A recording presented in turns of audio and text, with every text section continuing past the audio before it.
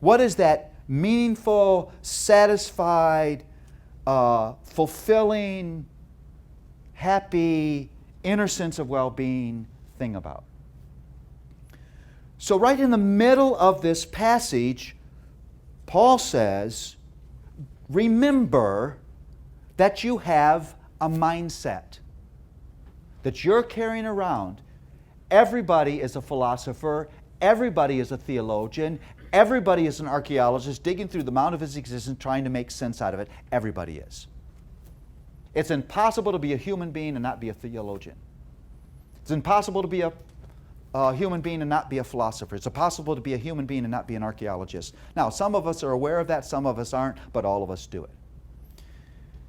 Now, stay with me because this gets more intense. Paul says there are only two overarching mindsets that you can have. Only two.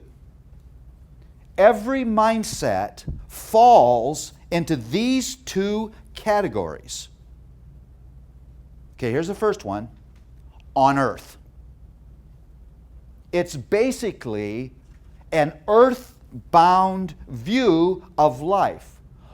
All of my thoughts about myself, all of my thoughts about life, all of my thoughts about God, all of my thoughts about meaning and purpose are stapled to earth.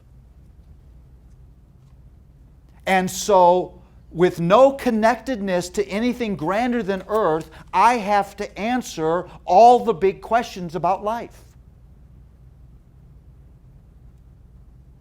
And so if I do that, functionally, I'm going to attach my hopes and dreams, my meaning and purpose to what? Earth. It's all I got. I'm going to seek the things of earth. I understand why people become addicted to their jobs. If all you got is earth, that makes sense to me. I understand why people get their identity out of their automobiles. It's kind of creepy, but because it's meant to be a form of transportation. It's not supposed to be an identity marker, but if all you got is earth, an automobile is a pretty cool part of earth. I understand why we overeat. If all you got is earth, it's wonderful how much of it you can eat. That flora and fauna becomes so gloriously edible. I get that. I get if all you got is earth, why you curse aging. Why you do anything you can to delay it.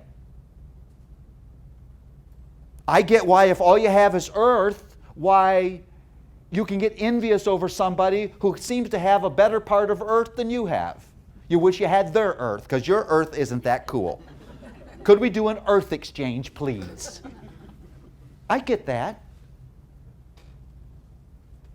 Because if all you have is an earthistic mindset, if that's all you have, then you have to attach your hopes and dreams to that, and you become addicted.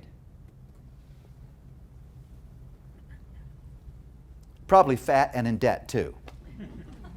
Because these things don't fulfill you. And so you have to go back again and again and again, and you get yourself in trouble.